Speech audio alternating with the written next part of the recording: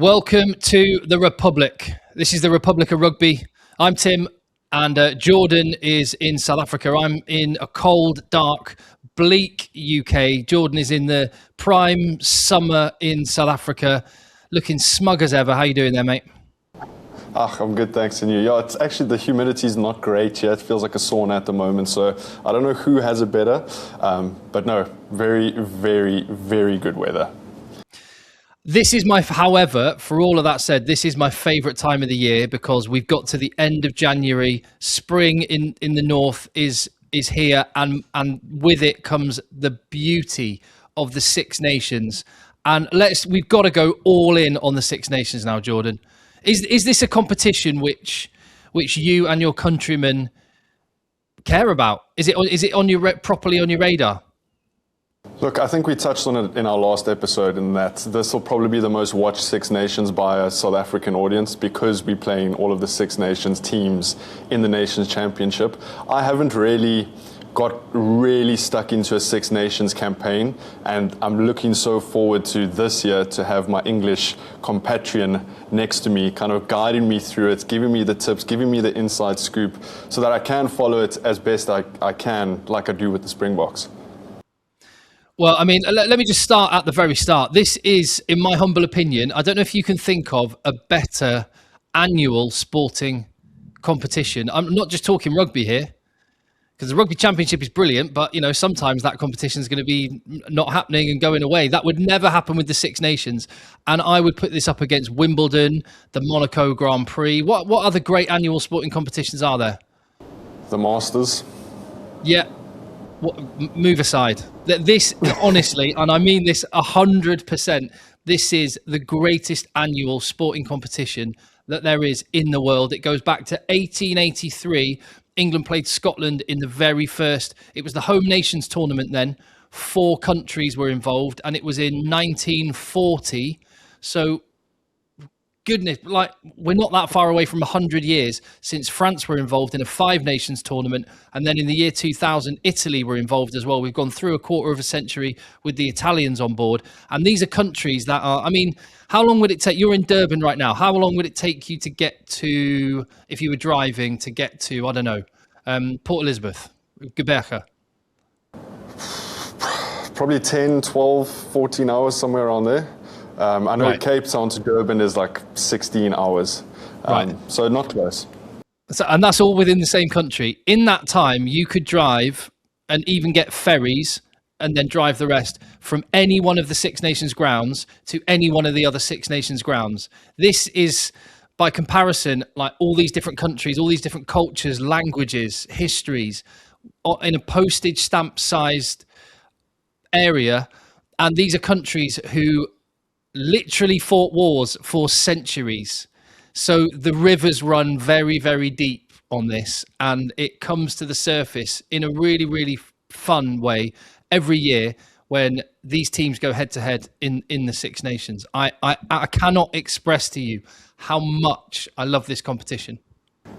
I'm glad you brought up the history, because that's one thing I wanted to understand is, what are the biggest rivalries within the Six Nations? Obviously, you've got the England-Scotland rivalry. Are there any newer rivalries? Maybe is Italy, Wales, maybe one of those newer ones, because they're both sort of on the same playing field at the moment? Where does Ireland fit into it? Where does France fit into it?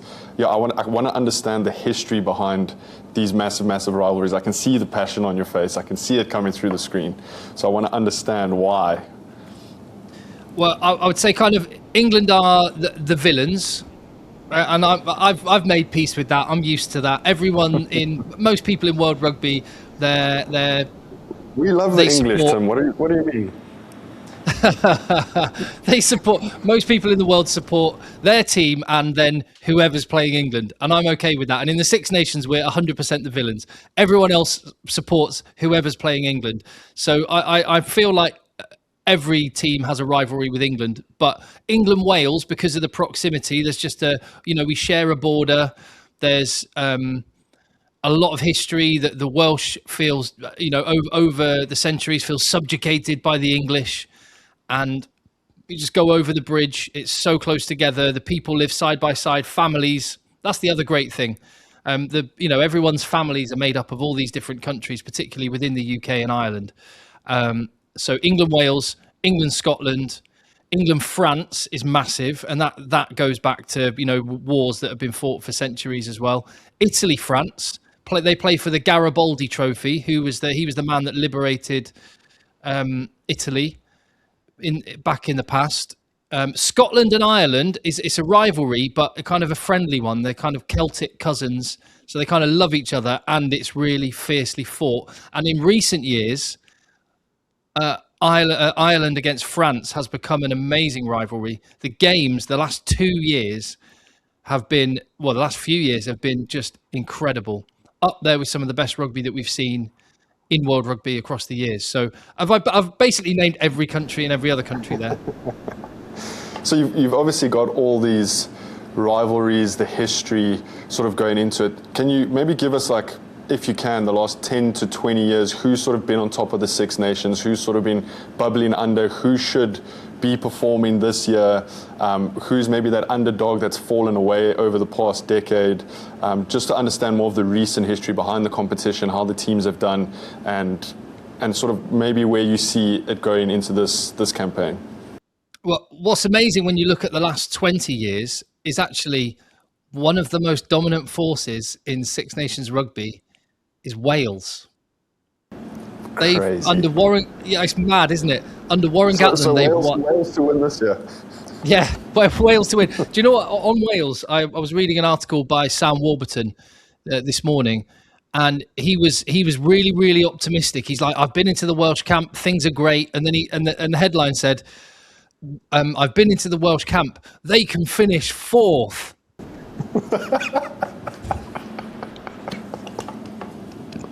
I didn't think you were going there with that. Yeah, that's optimism from a Welshman. We might finish ahead of two other teams, that's where Wales have got. But Wales have had 2008 they were champions, 2012, 2013, 2019, 2021. Wales have won it, so that's 5 in the last 2 decades. And outside of that, Ireland have also, I think, won 5 championships in that time. England have won England's last one was in 2020, and they will feel like they have underperformed. And a win for them, 5 years in this competition, that would be like, when you look at the history of the Six Nations, that would be like New Zealand or South Africa not winning a rugby champion. Well, actually, South Africa's history in the rugby championship's not that great long term, is it? You haven't won that many championships. No. So what you're telling me is Wales have won a more recent piece of silverware than England. Yeah. Crazy. Wow. Exactly. Okay, so how does that make you feel, like, as an Englishman supporting England? Obviously, you guys are coming off this 11-game streak. You're in probably the best form you've been in 5 to 10 years. Is this England's year? Well, as we've discussed on a previous episode, the fixtures always play a role here, because home or away makes a massive difference. And England, and one way to look at which cycle you're in, I think it's on even years, England play the teams in blue away. And we're in that year now. So England have to go to Scotland, where we've had a terrible record, and we have to go to France, which are, I think, the second best team in the world. When I say that a few times, and and then you look at the world rankings. What do you think that's a fair assessment? I put aside the world rankings and I just look objectively at that team and what they're capable of, and I say France are number 2. So, and therefore will be favourites for the Six Nations. What do you share that view on them being the second best? I think so. I don't actually like to look at the world rankings, because I do think at this level, sort of the top 5 teams in the world can beat each other on any day, maybe bar the Springboks. But like, France can beat New Zealand on their day. New Zealand can beat France. England can beat New Zealand. New Zealand can beat the Springboks. I mean, at that level, the details are so minute. It's just inches on inches on inches. One bounce of the ball could change the game. But to your point, I do think France has that X factor that maybe other teams don't. They also have the bigger pack. They play the 6-2, 7-1 split in that Springbok sort of style. They have more depth than I think England at the moment. So they're just a massive, massive giant in the Six Nations. And I was looking at the fixtures. I think England has the most difficult fixture list this year. And you're telling me that happens every second year. Yeah, although I will say, actually, the way the fixture list has fallen is quite good for England. And this is what worries me about England coming to South Africa in July. England tend to take a couple of games to get into their stride, but by the end of the tournament, they're properly going for it. And we saw that last year. They lost in Dublin by 5 points, ahead in the first half, and then lost it. But then they got better and better and better, and they beat France. And then they absolutely annihilated Wales, which I know that there's a context there, but the type of rugby England were playing by the end of the Six Nations, and they got better through the year and finished really strongly in November. They're not very good out of the gate, and England have got Wales, then Italy, then Scotland, then Ireland, then France, I think is the way it goes, or something along those lines. So basically the challenges get bigger every single week as the tournament goes on. And I think that's to England's benefit. And the other reason that's to England's benefit is because this year, unlike previous years, there's 5 matches in 6 weeks. There used to be 5 matches in 7 weeks. And that plays into the hands of the bigger countries that have more players, because if there's a couple of injuries, back to back to back is tough at this level. As you'll know, watching Rugby Championship, and we've seen how many players Rassie has used in tournaments, and how it can really have a toll on countries like Argentina when they have to try and back up a big result, travel and do it again. And it's really, really hard to do. So I think that plays into England and France's hands in particular. And the fact that the two of them are meeting in Paris on the final day, I don't necessarily think it will be a Grand Slam decider. I think Ireland can beat France. I think Scotland could beat England. And Ireland could beat England for sure. But if it ends with a Grand Slam decider in Paris on the final day, that will be chef's kiss. Are you going to be there? Yes, with bells on. 100. Unless we're... No, I'll be there. I'll be there come what may. Which actually brings me on to one question. Can I ask you about your thoughts on the anthems?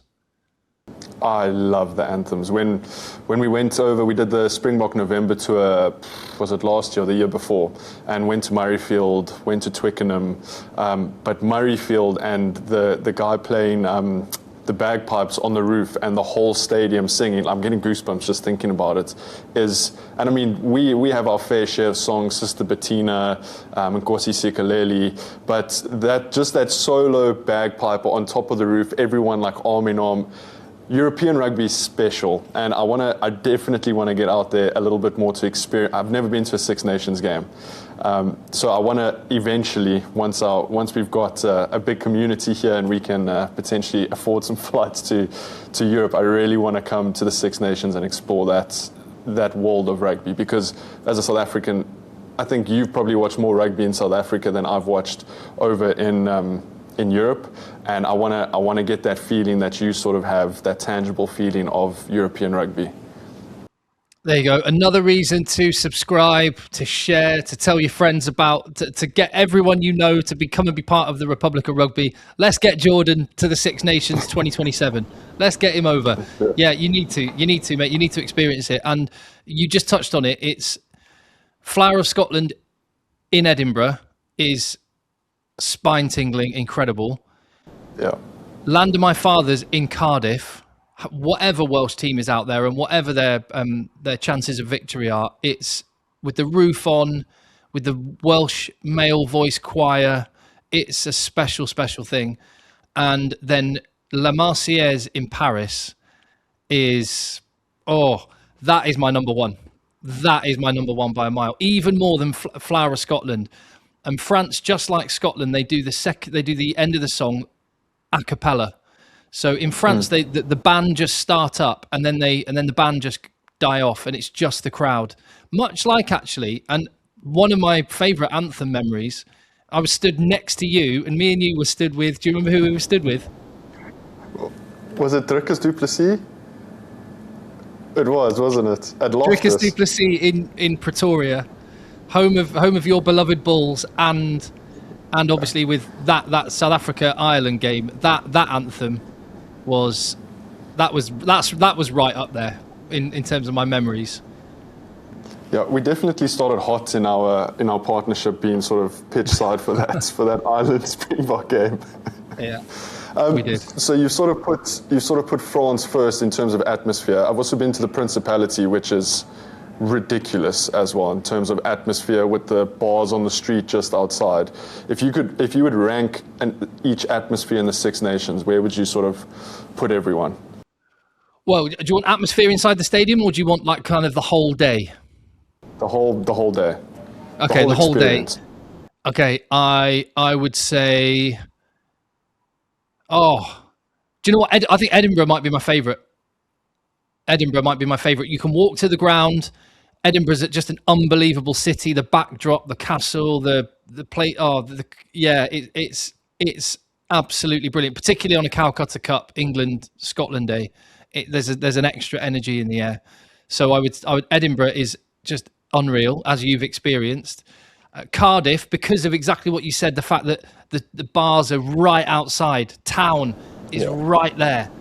It's in the heart of Cardiff, that's the downside of Paris. It's a bit of a ball ache getting in and out from the Stade de France. Where the Stade de France is not a good area. It's a bit like Ellis Park, I guess. Amazing when you're there and when you're in the bowl, but it lacks a certain something, going to and from.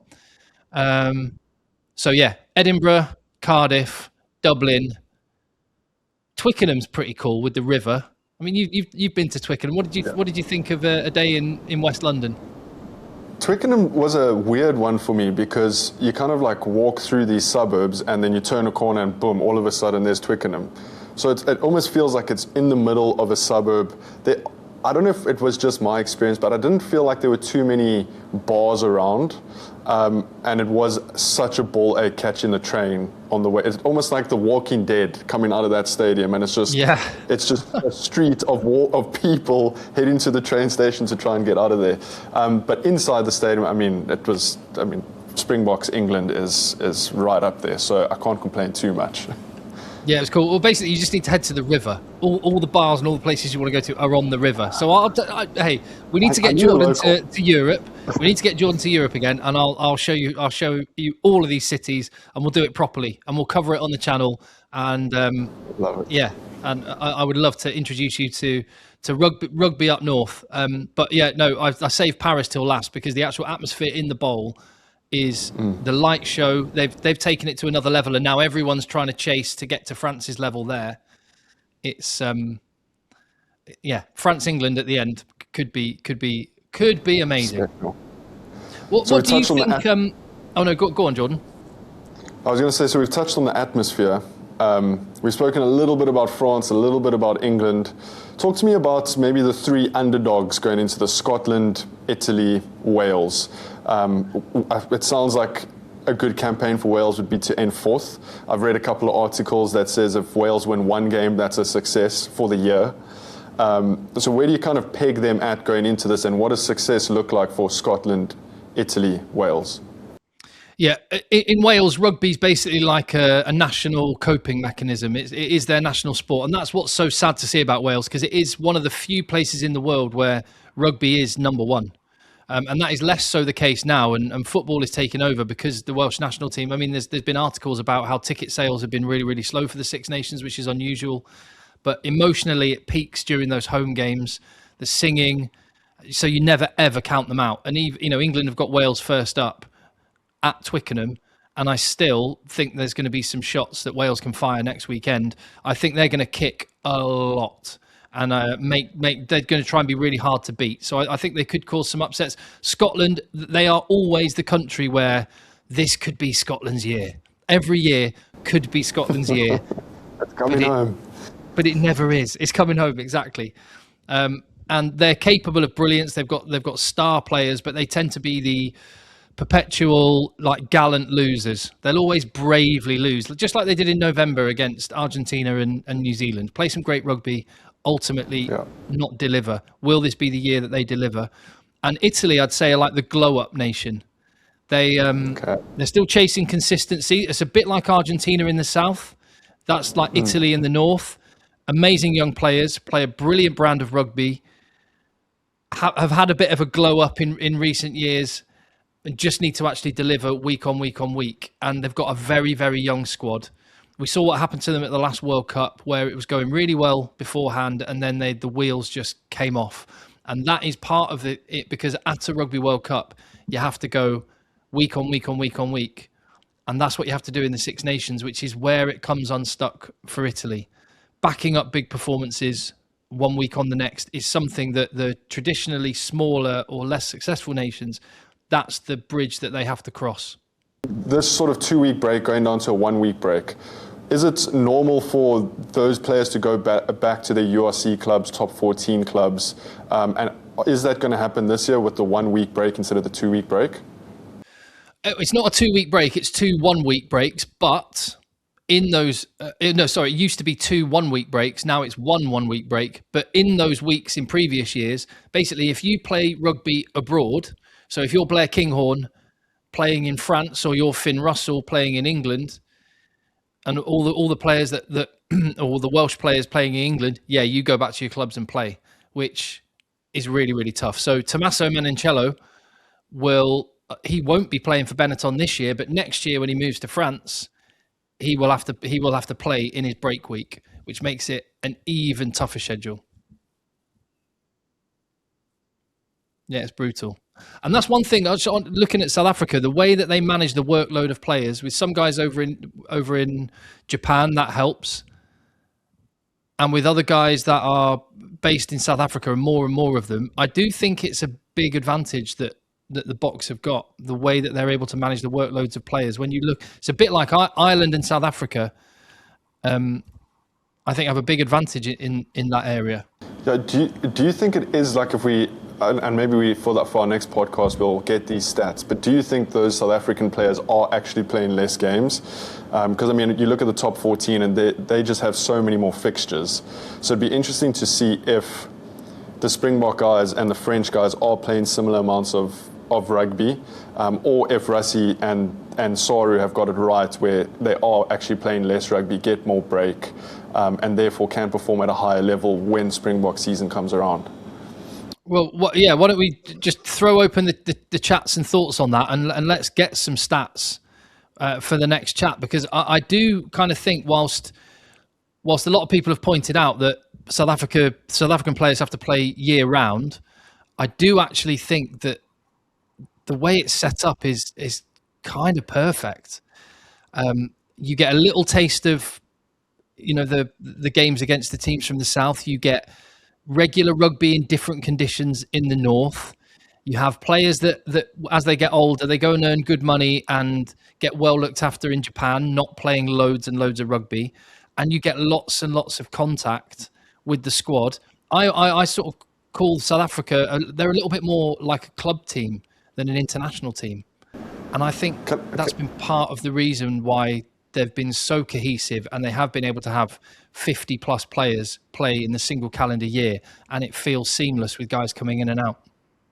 So I'm going to push back on that point, because I feel like in France, and tell me if I'm wrong, in France it's club first and then country. Like, you have to go back and play for your club, where in South Africa, if you're a Springbok, it's Springboks first and then club. So a lot of the club teams, I mean, I would be very surprised if the Springboks play more than 60% of the URC games during the regular season, which is good because new talent can come through. But I don't think the clubs are benefiting as much from sort of the Springbok system, and the players needing to be available for the Springboks is almost damaging the club level in South Africa. And I don't know if that's similar in France or England. But I mean, we do see weeks where you'll watch a Sharks team or Bulls team, and there'll be hardly any Springboks in that team. And you ask yourself, why are we even in this competition? Why can't our best players be playing for us?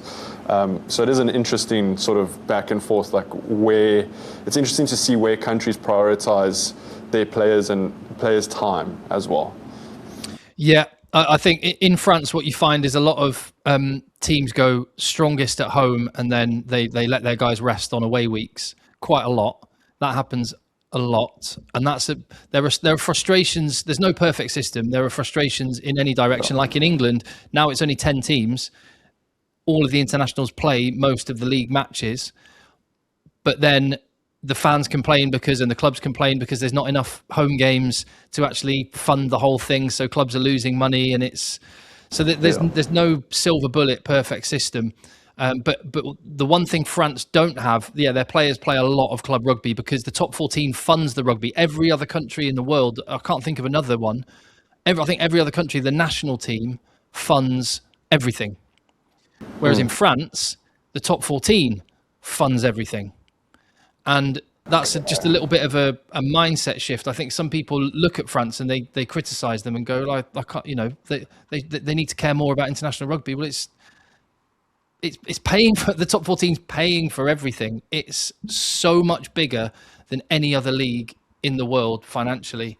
It pays for the wages of all of the players, and the whole system comes down below it. But the problem is they don't get together as a squad very much because there's 30 weeks of rugby in the year is top 14. So the French squad don't get together very much, which is why France, I would summarize them as chaos and vibes. They've got unreal players, like incredible players, and it's just a bit of are they going to be on the same page this time? It's a bit like jazz. Sometimes jazz, like, what on earth is going on here? And sometimes it just kind of clicks and it's magic. That's France in a nutshell. So do you think France are favourites going into this? Given, you've spoken a little bit or quite a bit about the fixtures and that final game, and France having the big games at home and how difficult it is to beat France at home. Are they going to click? Are they going to play a beautiful piece of Mozart? Or is it going to be some more punk rock type of let's try and figure it out? Maybe we get it right, maybe we don't. Yeah, but it's going to be a good time. Either we're going to see, and I think what we will see is some of the most beautiful rugby and a team really clicking and winning, or we're going to see an internal revolution among the players where they're just going to kick Galtier out, have him sitting on the sideline. So it's going to be fun, whatever happens. But I do think that, this will be a year that France win. England desperately, like we've already said, Wales have won a tournament more recently than England. It's time. Boys, it's time. Come on. Come on, Pollock. And then one team we haven't touched on is Ireland. And I think Ireland is maybe the team that South Africans are the most familiar with, just because of sort of the last 2 years in this new Ireland-Springbok rivalry. And I think we know the players a little bit more. We get to play against them in the URC, so it's a little bit more familiar. But they do seem to have taken a little bit of a dip in form over the last sort of 18 months. They weren't that 2023 Ireland that beat the Springboks in the group stage, that could have gone on to win the Rugby World Cup. It's too bad they can't win a quarterfinal. Where do you peg Ireland at the moment? And sort of what do we have to watch out for with Ireland? There's a lot of people saying, and I think rightly so, pointing out that it feels like it could be a team in decline. Some of their big players, Tadhg Beirne and stuff, is 33, 34 now, and there's a lot of guys in that kind of bracket. Bundy Aki's been suspended, so he won't be involved now. That he may have played his last game in an Ireland jersey, and this is a guy that's been an absolute fulcrum of the team over recent years. So that next gen have to come and step up. They do have massively talented players. They're kind of ruthlessly efficient. They're emotionally fragile, but really, really beautifully skilled is how I'd sum up Ireland. They had the best attack. Go back 3-4 years, they had the best attack in the world. I actually think they haven't kept pace with the way the laws have shifted. And this is probably, and so it's going to be a bit of a make or break one for Ireland. They are on their day outstanding, and I think they're going to be a lot better than people are assuming they're going to be. Will it be enough to win? I don't know. We're going to find out on Thursday night in Paris, because France-Ireland to open it up, and on a Thursday night, which never happens, that's going to be pretty cool. So we haven't got long to wait until we get a real judge of where Ireland are. I think this could be a challenging Six Nations for them. But like I say, part of that is the laws, and I do want to dovetail this with the Rassie documentary podcast series that's come out with his coaches, and where he is grappling, and his coaches, understandably, and I would say rightly, trying to keep the laws of the game exactly where they are. I think Ireland would be one of those nations who probably want some of it to go back to how it was a few years ago. What did you make of that, and what are people in South Africa saying about that? I've actually only got sort of 15 minutes into the first one. It's been on my to-do list for the past couple of days to go and watch those 2 first episodes. But it is, what other nation within rugby is going to have all of their coaches sit around a table and chat about rugby openly and honestly? And to be fair, I think Rassie Erasmus is clever enough to maybe set a few traps in those videos. Maybe he's pointing some things out that he's setting something up for Razor or for England. But just to have that openness with the people, and I think the fans appreciate Rassie and all the coaches sitting down and kind of educating the fans a little bit more on the game, and not necessarily where they're taking it, but sort of just being open. And giving them an inside look into maybe what a coach's meeting looks like for the Springboks. I don't think you'll see any other nation sort of just sit down and have an open conversation, post it on YouTube, and fans get stuck in the comments. I know you obviously made a video on it, so you've obviously seen the full episode, so I think your thoughts will be a little bit better than mine at this point. What's your take on it? And could you see the England coaches, Steve Borthwick and the boys, sitting down and doing something similar? Well, no, not in a million years. So there was that attempt at a Netflix documentary about the Six Nations, which, as I said at the very start, is the greatest annual sporting competition in the world. It should be the most prime opportunity to make something incredible, potentially transformative for the whole sport, like what Drive to Survive did for F1. And they completely butchered it because no one wanted to say anything to a camera. And on the flip side, you've got the back-to-back world champions, the team that everyone is chasing, sitting down and going, yeah, we've got nothing to hide. We're just going to put it all out there, and we're going to be more engaging with 6 people sat around a table than 6 countries with Netflix-level film crews potentially going everywhere. And they just absolutely butchered it. So once again, I think thank you, Dr. Rassie, for just doing you, because that's just like, for goodness sake, give your head, everyone else, give your head a wobble. You're so fired up. I love it. You're so fired up. But that Six Nations documentary was so bad. I don't care about Marcus Smith going around in a G-Wagon. In fact, I don't want to see Marcus Smith going around in a G-Wagon. It was awful. Do you think, is it part of Rassie's master plan? I know people will run wild with different theories on it of maybe why he's doing this, or do you think he's just like, I just want to connect with the fans, I just want to play open cards, keep the South African fans sort of in the huddle, or do you think there's something a little bit more tricky going on? I don't think, so definitely that will be part of it. And that connection, because it's actually a long time until South Africa play, isn't it? Like all your rugby's in the back end of the year, so this is a long stretch. So keeping that momentum and that connection with such a big year ahead, I think will be part of it. But I mean, I don't even think he hid the real baseline agenda. He called it Shape of the Game, which is the name of the conference that's coming up in a few weeks, where World Rugby could change the laws of the game. He's not even hiding it. He's basically saying, I know what you might be thinking of doing, World Rugby. Don't be doing that. It's so good.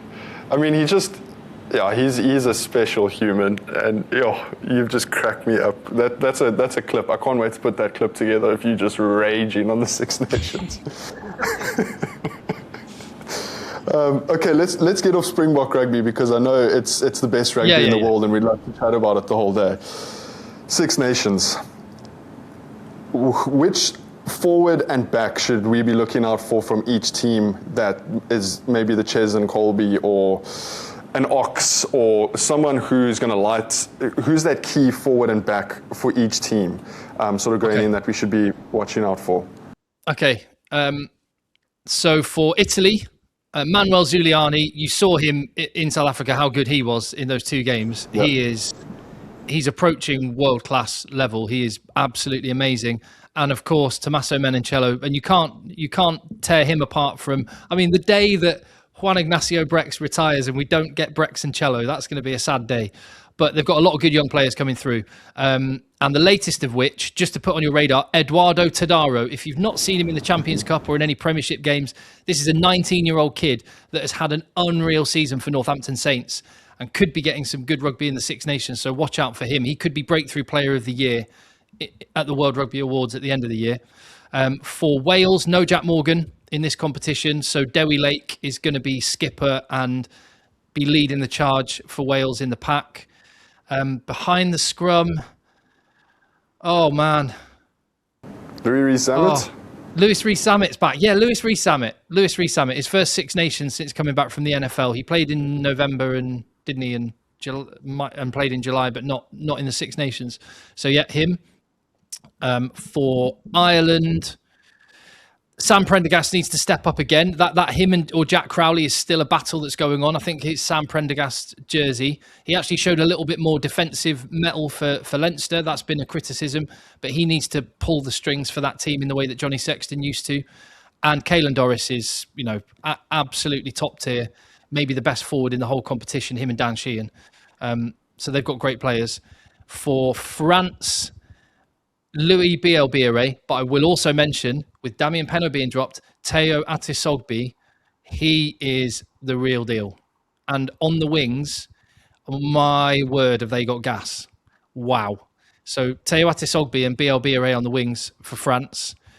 In the back line and in the pack, Guillard. Again, I think it's a year where he's going to be really stepping up. With no Aldrit in the squad. So there's a lot of ball carrying responsibility on Guillard's shoulders. England. It shows how talented France are that you didn't mention Anton Dupont in that. Oh my word. Yeah. Yeah, of course, because he got injured in, maybe, was it the second game last year against Ireland? Yeah. Ramos, Jolivet. France is stacked. France are proper. So good. Props an issue, obviously, with sad news about Weenie Atonio. That was really shocking and surprising. And he's been carrying that front row. So they're not without their issues, France.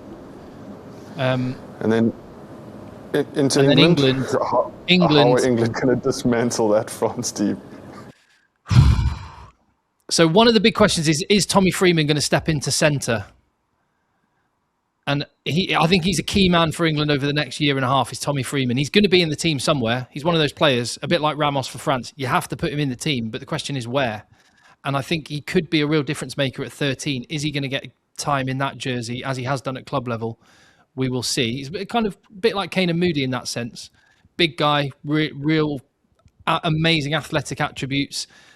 I don't know, Kane and Moody, 13 or wing. Where would you put him?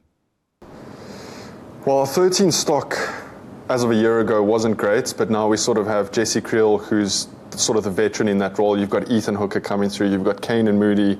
You've got Lorenzo Julius, who hasn't got a cap for the Springboks yet, but he's there. I don't think we need to pin Kane and Moody down right now. And then you look at our wings, Ches and Colby, Kurt Arendse, Edwil van der Merwe, Makazole Mapimpi, Let's not box him in just yet. Let's see where gap opens up. But Kane and Moody's definitely a talent that we can't. But having multi-positional players is massive for a World Cup and for a team. So Tommy Freeman, I'll say, is key guy behind the scrum, and in the pack. Just say his name, Tim. Say his name.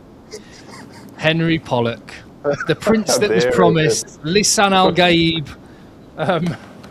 I do worry about the level of hype for Henry Pollock, but let's see if he can back it up again. Will he get a start, or will he be part of the POM squad? That's a big question. And I haven't mentioned, the only one I haven't mentioned is Scotland. Scotland. Finn Russell. Scotland. Xander Fagerson, because he's got to carry the Scottish pack, and he is amazing. And the general Finn Russell. Come on, pull those strings, get those wins. They've got a stacked team as well. When everyone's out, oh my word, is their team good? So, is Tom Jordan in the Scottish squad? Yeah. Where do you think they're going to play him? I think it'll be jersey number 23. Because you've got Blair Kinghorn at fullback, you've got Sione Tuipulotu and Hugh Jones in the centre. Finn Russell at 10. It's good, eh? It's a good team. It could be Scotland to upset everyone. Yeah, could happen. And they're playing England at Murrayfield again, so I'm scared about that game. But I think you gave us a very, very good rundown there we covered the history, we covered the last 10 years, we covered that England are trophyless for many, many years and they want to sort of bounce back, and hopefully you'll be there in France to do that. We've covered the sort of key players. I want your hottest take and I want your biggest upset call. Okay. Hottest take, England are winning it all, which... Grand Slam. England winning it all. We're going to clean up. That's the hottest. That's the hottest take because of how it builds for England. We're gonna arrive in Paris like full goo. Let's have it. Let's go and take down the French with Henry Pollock scoring the winning try, outpacing Louis Bielbiere to get to the ball. I'm not so sure that's actually going to happen, but that in my head that happens. But this is the thing about the Six Nations. Week 1, we're winning it all. Week 3, the ref's against us, and week 5, sack the coach. That's the way it goes. And biggest upset, I'm actually going to go Scotland to actually deliver and take a couple of scalps. Maybe beat France and England in the same competition. Actually, they've got a terrible record against Ireland. Maybe actually turning that over. Maybe Gregor Townsend, who's had so much stick for his team not coming through and losing leads against New Zealand and Argentina only a few months ago. And he's also tied up with Newcastle Rugby Club in a weird way, this Newcastle Red Bull thing, which has got a lot of fans like worried. But let's just say Scotland are actually going to do something this year. Maybe I'll tell you what, Scotland are going to win the Triple Crown, which is beating Wales, Scotland, Wales, Ireland, and England. Sure. Okay. There you go. I love Scotland. Tim, take us home. I want to see your rugby coach come out. Final minute of the podcast. You're standing there. England are about to run out against France. You are the head coach. Give us that speech to the boys in Paris to complete the Grand Slam and take us home. It's the Six Nations, Jordan. This is a look. It's just a look. No words need to be said. It's England running. You're running out of Twickenham. You'll be hearing, as you're in the bowels of the stadium at Twickenham, you'll be hearing the crowd singing Jerusalem. 82,000 people singing Jerusalem on a crisp, fresh spring day. Blue skies overhead, and the Six Nations about to get underway. No words said. You just look around. Off you go, boys. And there you have it. The Six Nations preview for Dummies. I think you did an incredible job there. I've definitely learned a lot. Please hit that subscribe button. Thank you for watching The Republic, and we'll see you guys for the World Cup fixtures that are dropping on the 3rd of Feb. I've forgotten. Wow. Yeah, how's that for a cliffhanger? Mate, see you on the next one.